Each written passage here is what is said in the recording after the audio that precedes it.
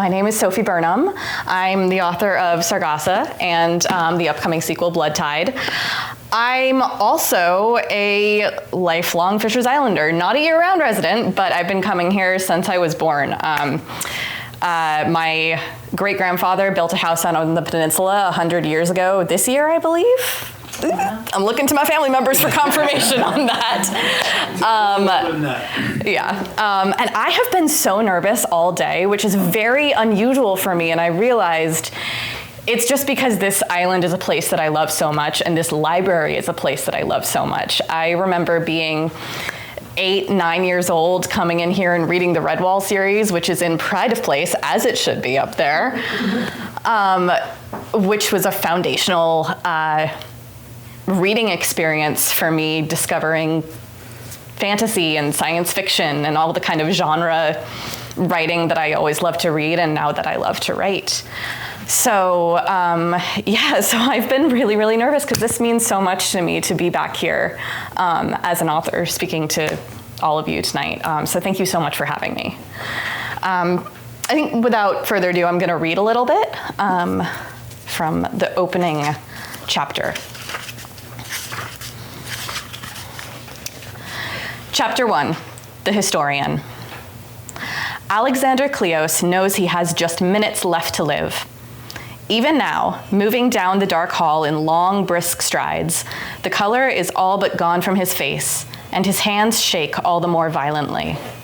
Thunder rumbles somewhere outside in the distance, far beyond the handsome tapestries and marble sculptures. Here within the ancient institute, he has long considered a second home. No rain follows, not yet, just the promise of a storm. No one is coming to help him. He knows this now, knows it as deeply and as true as he knows the furrow of both his children's brows, the rich, deep warmth of his wife's laughter, the wine-dark swells of the Sargasso Sea.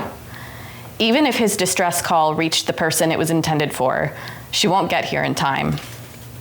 Time is running short, but his task is nearly complete.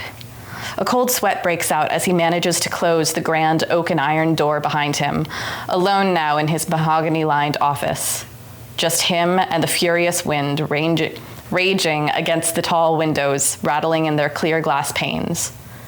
Between the dim fire crackling low in its grate and the comforting weight of the curious little object clutched tightly under his arm, a sudden calm descends upon him, a calm he wouldn't have thought possible 10 minutes ago. In the shadow of the dark pre-dawn, he crosses to the far end of his office, over to where a row of quite unremarkable wooden panels line the wall. Second panel from the left, where wood meets molding, he digs his shaking fingernails into the well-worn groove and pulls. A thin compartment slips free, and he slides the leather bindings from beneath his arm and into its depths. There, he thinks, shutting it firmly closed again. We are not lost yet. He's done all he can, and somehow the thought lightens his heart even as his hands shake beyond his control. A scrawled note slipped in his secretary's inbox some floors below, the only person in the world who knows the secret cache. He'll find it and deliver it to his daughter's safekeeping. Years may pass before she learns to read it, but it will not now pass into the wrong hands. It will not now be used to the wrong ends. She will learn to read it someday. Of that he has no doubt. He's taught her all too well to consider the alternative. And perhaps, after all, the passage of some time and acquired wisdom will prove an advantage for her. He hadn't meant to burden her with this for many years to come, not when she's too young to truly understand, too young to avoid the same mistakes he's made. But there's no value in regrets, though he has many of his own, and even less in worrying for a future he can no longer control. So Alexander Kleos sits at his desk, and he waits for the end.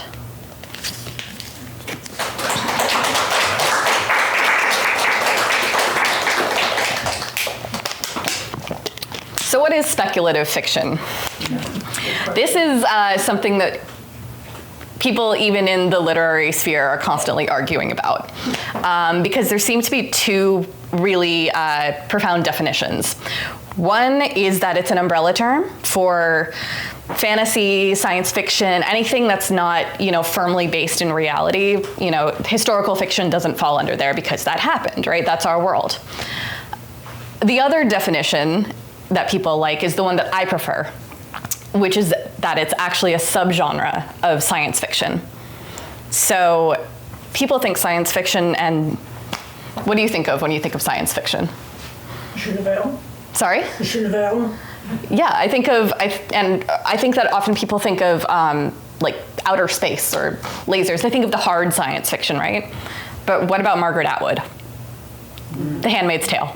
That is science fiction. But it's more the political, social aspects of it. So that is the kind of definition that I like to couch speculative fiction under. And that's what my book is. So what is my book? I should have introduced that.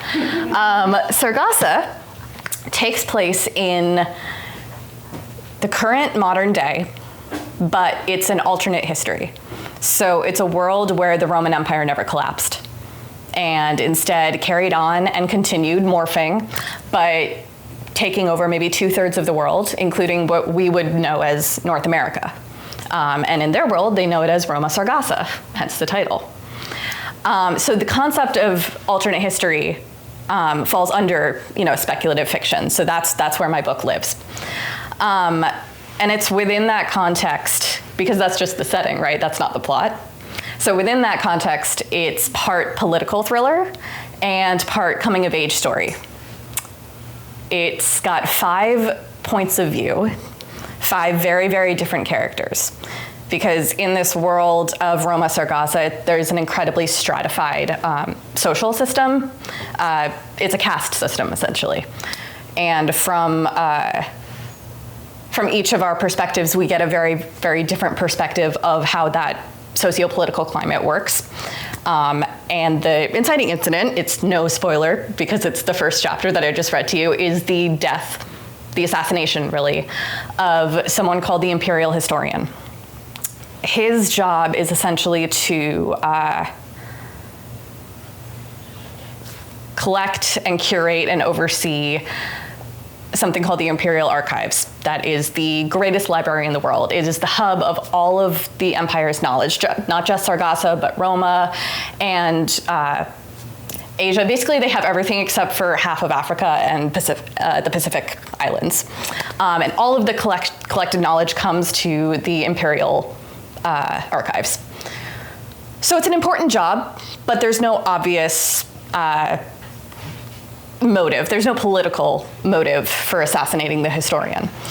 But it does have outwards effects on all of these 5 characters, and they end up going in very, very different journeys and eventually converge. A few of them know each other to begin with, but not all of them. And they eventually converge into discovering a potentially empire-shattering secret. And that's where book 2 comes in. Let me see. I think that I really surprise people when I tell them that the Roman Empire and ancient Rome is not something that I had any particular interest in prior to this book. I'm really interested in history as a concept, which is much more what this is. I think that one of the defining themes of this book is the way that we think of history says so much more about who we are, what our cultural or personal values are, and what our motives are, than anything that actually happened in the past. And that's something that I was really digging into with this book. So I first had the idea for this book when I was working as a screenwriter in LA, and it was 2018. And it kind of poured out of me over the course of a July 4th weekend. And it was a culmination of, I guess, the political tensions that were happening in 2018 with the first Trump presidency and all of the tensions that had been there but were really hard to ignore suddenly. So that was swimming in my mind. And then I was living in LA where there were wildfires raging in the hills because it was July and it was hot. And yet at the same time, people were still setting off these fireworks in celebration. And even though it was an incredibly dangerous thing to do, and this idea of, I guess, the pageantry of empire was suddenly very fascinating to me. So that's the context that I had coming into it. Of course, I was working as a screenwriter, so my first thought was, oh, this is a screenplay. I first wrote it as the pilot for an hour drama, what I thought would be kind of a Game of Thrones-esque thing. And I still stand by the fact that that script was very, very good. And the way that it works when you're a working screenwriter is that you need to write a bunch of screenplays that you know are never going to actually be made. You need to write them so that you have them in your portfolio so that when you then get called up to, I don't know, take a meeting with Star Wars or whatever show is on, you can whip out whatever genre that is and prove, look, I know how to work in this genre, right? So I had a bunch of those, but this one for some reason felt really different. It felt like I really wanted to continue this story and know how it ended and dig deeper with these characters that I had created. So I started digging around a little bit. I started asking my friends who worked in film and TV on the suit side of things, just what the landscape was, what the vibe was, does this have legs? And the response that I got back was so universal. It was, okay, creatively, this is fantastic, but TV execs are cowards. And they're not, because science fiction and fantasy is so expensive, they don't greenlight projects that aren't based on pre-existing intellectual property. Mm-hmm. So a wildly successful book, for example. So that was turning in my mind, like, okay, maybe I'll give that a shot. Maybe I'll think about that. And then we had a pandemic, and I had a lot of time on my hands, and I wasn't allowed to go anywhere. So I spent most of 2020 writing the first draft of this book, which was a big ol' mess because I didn't know how to write a novel. I wrote it essentially as a season of TV, but in prose form, which is not a novel. So I did another draft, and I reached out to my friends and who are in the publishing industry, and people were incredibly generous with me, giving feedback. And eventually I got it into something that I could start querying with. And I got, again, lucky with having an incredible agent, and we managed to get a 3-book deal. And then this came out last year. So it was a very unexpected turn of events, because I also found in the doing of it that I was way more interested actually in having this story be a novel than eventually seeing it on the screen. I would still love that someday, but it no longer became the end goal. Suddenly I needed to finish this story. I needed to finish all 3 books and see what the full meat of it was. I wrote down notes because I will forget things. So I think what's interesting about the way that all of that panned out is that the publishing industry takes a really long time, even under the best of circumstances, which this was. The fact that it was published so quickly after, the fact that I got an agent so quickly. Some people will query novels for 10 years before they get their agent. I managed to get mine in 1, which is very, very rare. And then the fact that we were able to sell it, not just one standalone book, but all 3, which, again, I knew nothing about publishing, and I'm really glad I didn't, because I don't think I would have attempted it. But I got incredibly lucky. So to have a 3-book deal as a debut novelist is also very rare, and then to have it on such a quick timeline is equally rare. But that was still about 5 years. That's still a long time, and you kind of don't know what the zeitgeist is going to be by the time the book comes out. You don't know what the world is going to be like. Writing my 2nd book last year was a really interesting exercise, because I felt like, regardless of the world outside, I felt like such a fundamentally different person than I had been when I wrote the first one, but also the world was very different. So it was interesting to see how those elements affected things. But the time that the book did come out last year was incredibly timely in ways that I couldn't have predicted because of that long publishing timeline.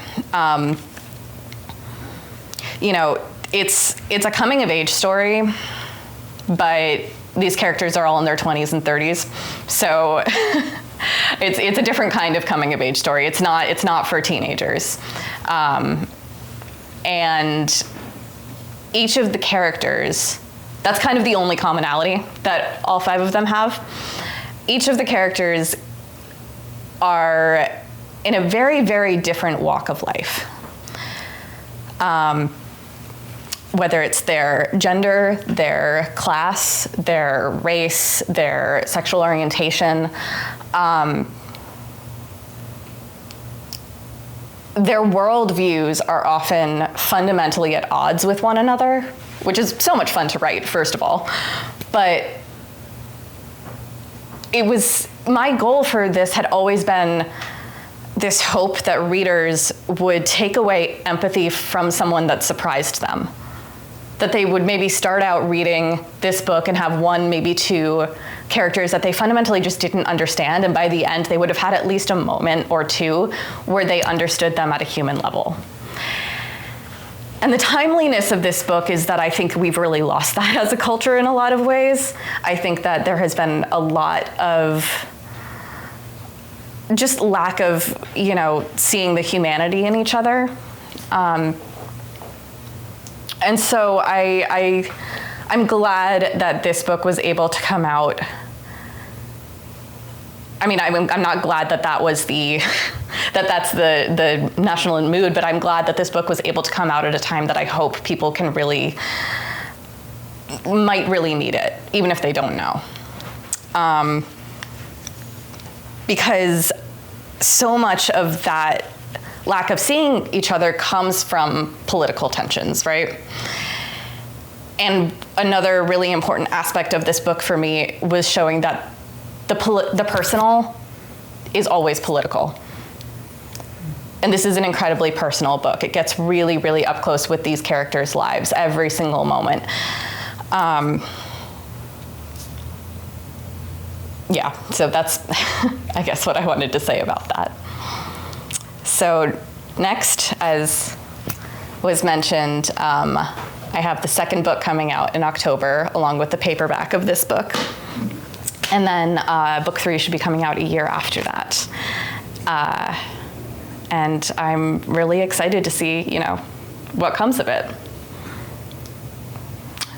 I don't know how we're doing on time. Does anyone have any questions? I think I'd love to open this up as more of a conversation. I have some questions. Yeah, please.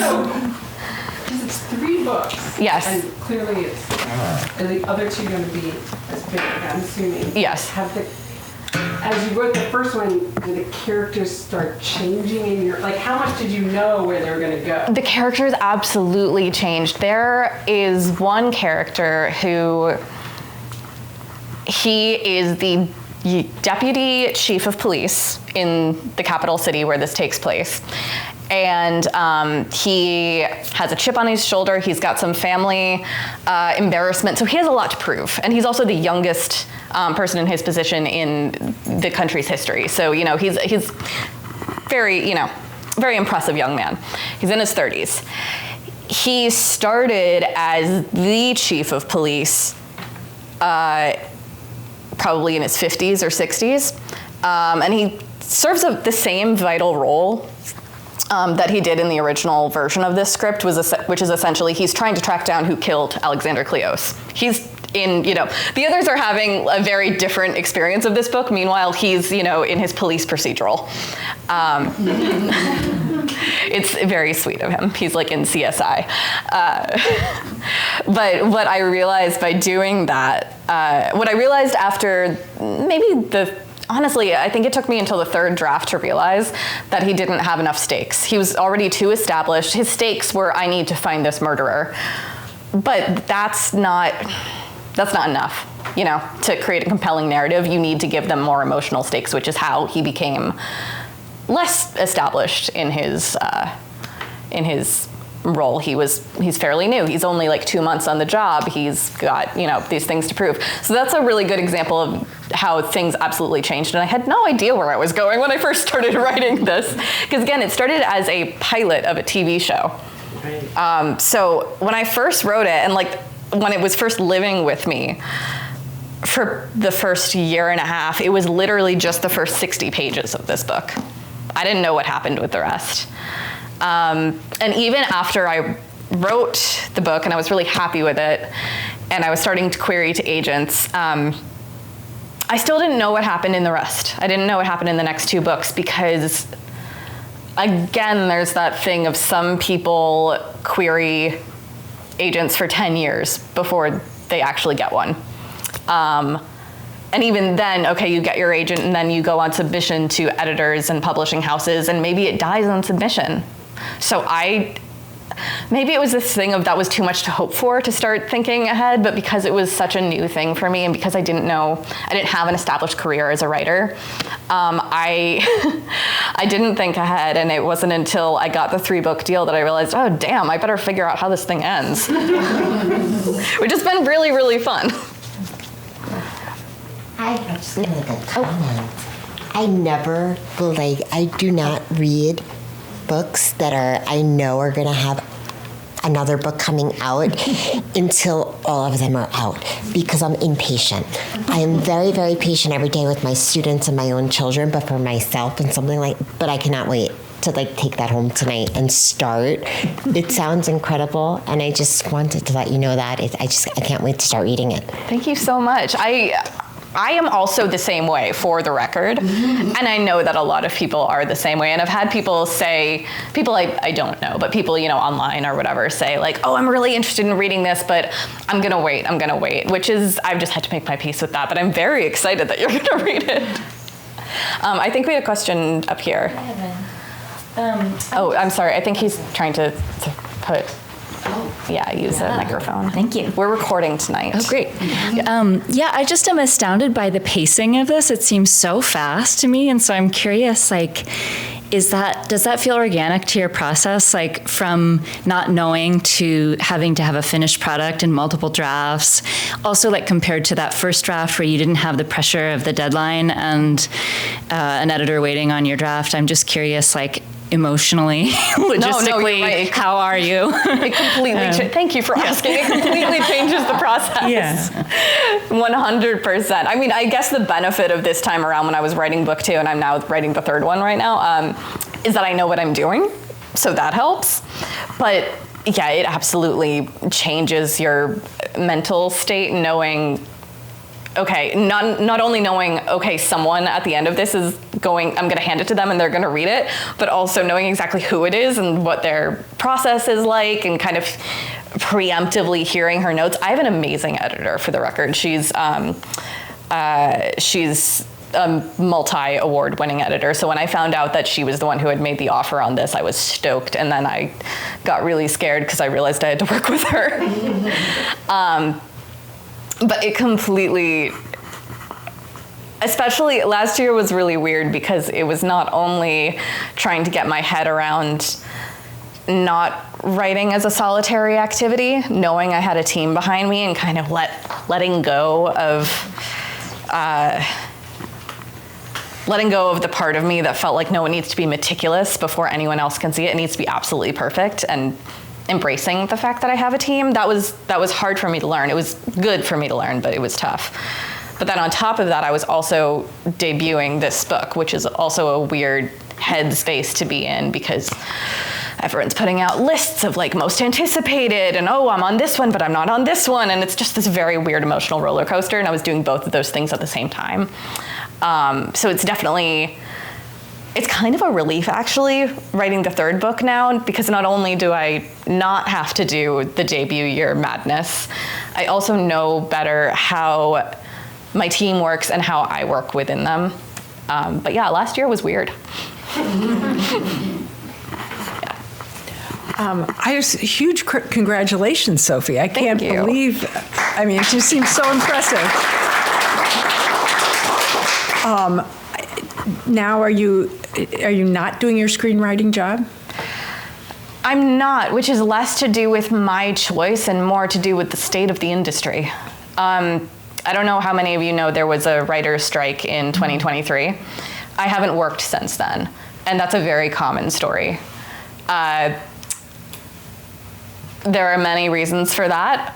One of them being that studios realized it was far more lucrative to invest in unscripted television, which doesn't require writers. Another being there's just less TV being made than there used to be.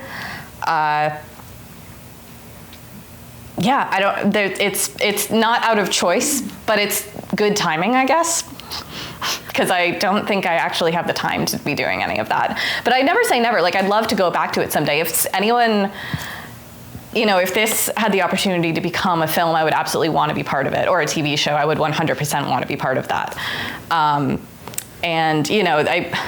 I joke that I'm a recovering theater kid, in the sense that I will fall off the wagon like that.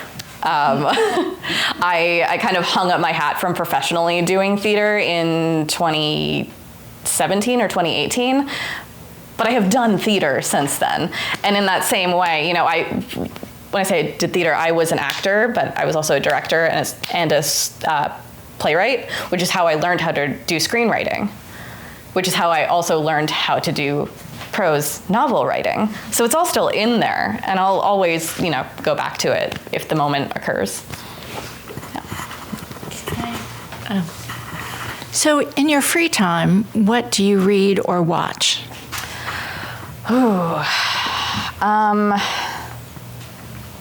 Gosh. For anyone that didn't hear, she asked what I read or watch in my free time. Okay, this is a tricky question because not to get, super into it, but I had brain surgery 2 months ago, which was another reason last year was really weird. All is well now, all is great, but I was dealing with some pretty intense symptoms up until then that made it really hard for me to concentrate. So I kind of don't know how to answer that now, and I'm kind of excited to find out. Okay. Yeah. You have 10 more minutes. Okay. I've got another question. So I'm just curious from a craft perspective, how do you approach screenwriting versus a novel versus a trilogy? So a screenplay is max 120 pages, and that's really pushing it.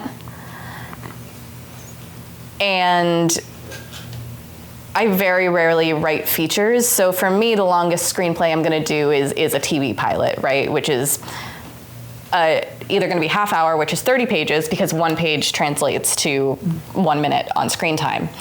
So it's either going to be anywhere from 30 to 60 pages. I am what we call in the business a pantser versus a plotter. I fly by the seat of my pants. And it's a lot easier to do that when you're only writing 30 to 60 pages. I can bang out a rough draft of what I'm trying to do in about 2 days. And then I can look at it a lot more easily because, again, it's much smaller, it's much easier to take in and go, okay, what's not working? And then just kind of go from there. And that's what I tried to do with this, and it really didn't work because this book is, I'll see how long it ended up being. This book is 406 pages. So that's a lot more material to have to deal with.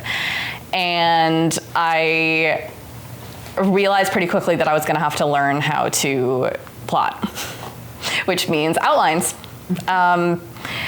What's helpful for a book like this is because I have so many different points of view, and each chapter is, kind of titled the character that you're in the point of view of.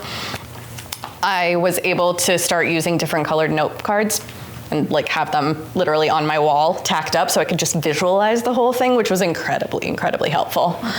But on the whole, what I find is best for me is that I have what I call lighthouse scenes, which is, okay, I know at some point I need to get to this scene. I know this scene is going to happen at some point because it's vital for some reason, or it's just a really important turning point. Or it's got really important information that I need to get across. But when I'm writing a scene, often I'll know what is going to happen, or I'll know what I have planned to happen. And by the time I get to the end, none of that has happened. My characters have run away with the thing. But I've learned something. Often it's important. What they've done instead is good. It's better. But that means that I learned really quickly I can't outline the whole thing, because I'm just gonna have to re-outline it after every single chapter. So what I do is I have my lighthouse scenes, but then I'll have maybe 3 or 4 chapters outlined at a time, and I have to write in order. Because inevitably what happens is I'll write that scene, none of that's happened, so then I need to re-outline the next 3 scenes, and that's a lot more easy to do than re-outlining the entire thing.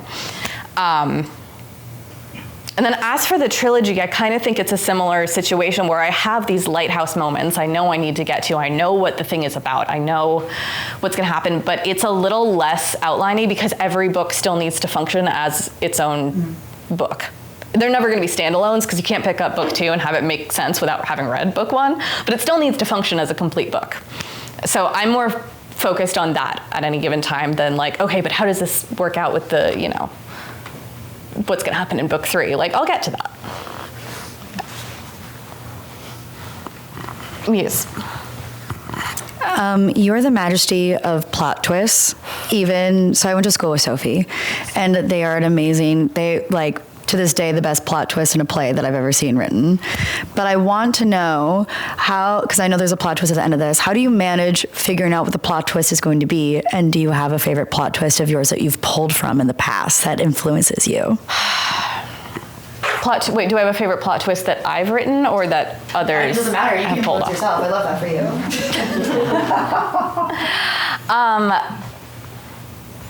Plot twists are so fun. Right. Because it means that I get to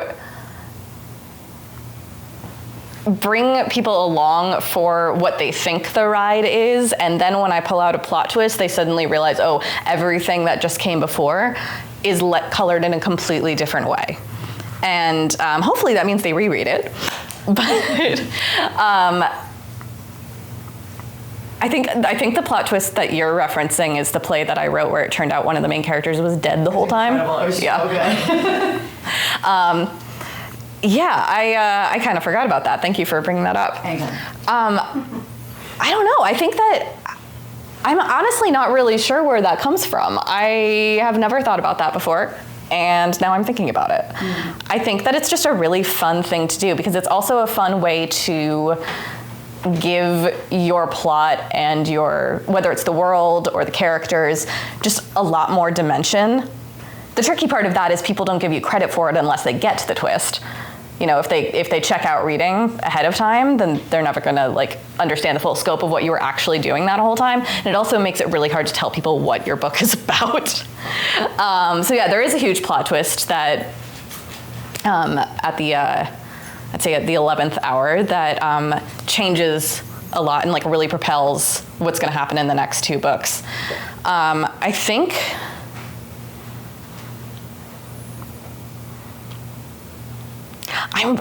that, honestly, I'm thinking about this now and realizing I was really inspired by M. Night Shyamalan when I was a kid. Yes. Who is a filmmaker who's notorious for plot twists. I don't know if any of you have seen The Sixth Sense. Turns out actually, I don't want to say if people haven't seen it. There's a really big plot twist, but also The Village, which is a lesser known M. Night Shyamalan film that has an incredible plot twist. Yeah, and I think that's just always such a juicy thing to dig into. Thank you. So this might be a closing question. Yeah, absolutely. I know we're coming over time, but so now you're packing all your Post-its up and everything and moving to Europe. So What are you going to be doing there? Tell us a little more about that, and then how you're going to incorporate all of that into writing this next book, too. Absolutely. So I'm getting a master's degree at the University of Edinburgh in, it's a master's of science, actually, which is hilarious to anyone that knows me. But it's in something called narrative futures, which Edinburgh has an incredible new college that is the Edinburgh Futures Institute. So it's not just, I'm doing narrative futures, but there's also climate futures and public policy futures. And essentially the concept is to look at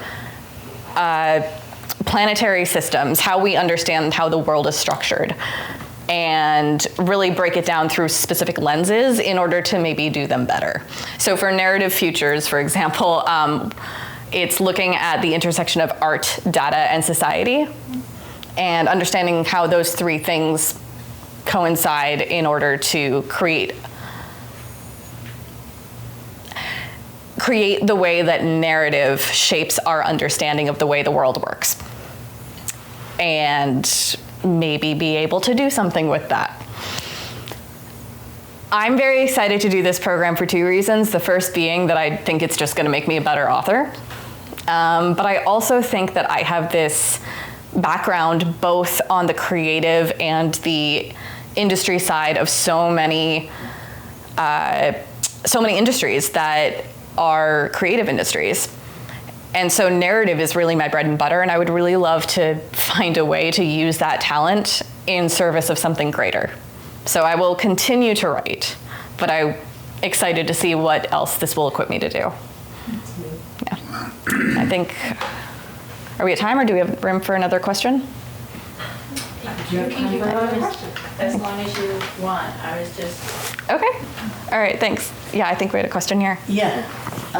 Thank you, Sophie. It's so interesting to hear you talk about your book and your books and your publishing process. I was in publishing like 30 years ago. Oh, wow. And one thing I'm interested in, well, first of all, I want to know, are each of the 5 characters talking from a first point of view? No, it is third person present. Yeah, that's what I thought. Yeah. Yeah. And then are each of the 5 characters in each of the 3 books? Yes. And then, totally separate, I've noticed when you or your publisher, I'm not sure which, describe the book, you know, you have certain buckets.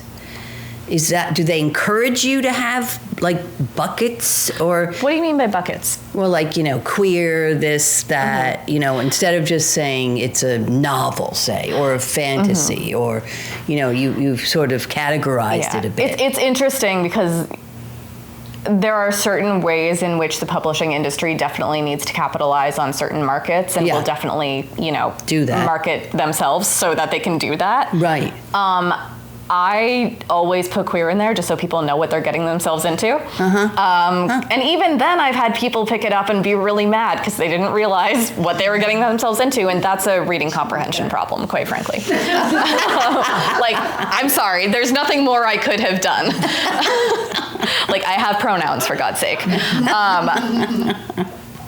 So so part of it is me, but like a huge part of it is absolutely just the state of the industry. And I actually push back against it to a certain point. The publishing industry right now is actually very into the idea of tropes, which is like almost like it's like buckets. It's like check marks, so people can pick something up and go, oh, this has enemies to lovers in it. This has I don't even know what tropes there are, because I don't like them, because I just want people to read the story and find out for themselves. I don't want to put childhood friends to lovers, because I don't want you to know that when you first start. Right, you know what I mean? Right.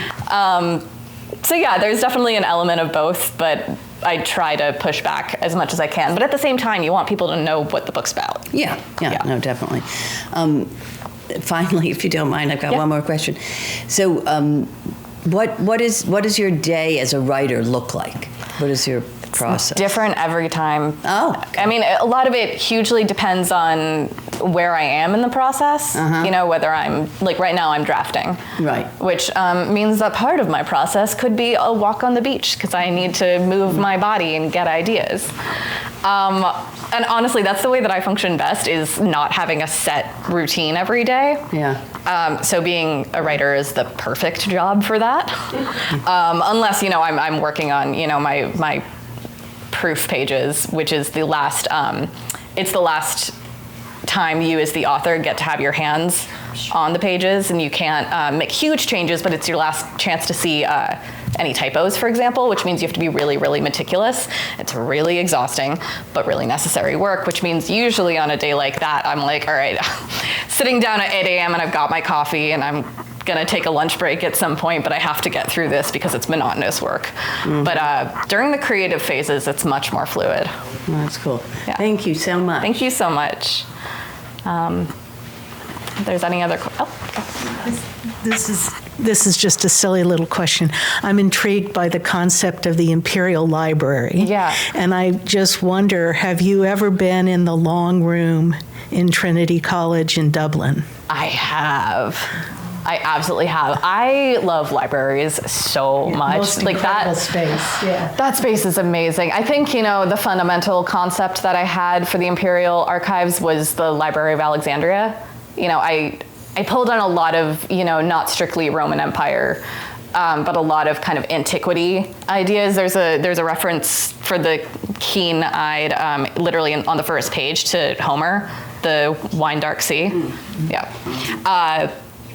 But yeah, I absolutely love the concept of libraries. And I've had historians and librarians come up to me and say it's so rare to see a main character who is a librarian or a historian, because one of the POV characters is the daughter of the assassinated historian and has to take his place. So a lot of it takes place in these archives and around the work of the archives and what are the archives for. And I think that there is definitely an aesthetic appeal to me about libraries, but I also think it's fascinating the function of like a hub of knowledge. And that can be such a rich place for this idea of like who gets access to that knowledge, how is the knowledge being processed, what's being put in it, what's being taken out of it. Again, this is all very timely stuff. Yeah, so I don't think it's a surprise that I ended up like having a library as a pretty major thing, but I absolutely had in mind the Trinity College library, along with some other really fantastic ones I've been to. I'm born and raised from Rhode Island, and I don't know if anyone's been to the Providence Athenaeum. Yeah, it's not nearly as impressive, but it's still incredibly cool. Yeah, I love libraries. Thank you.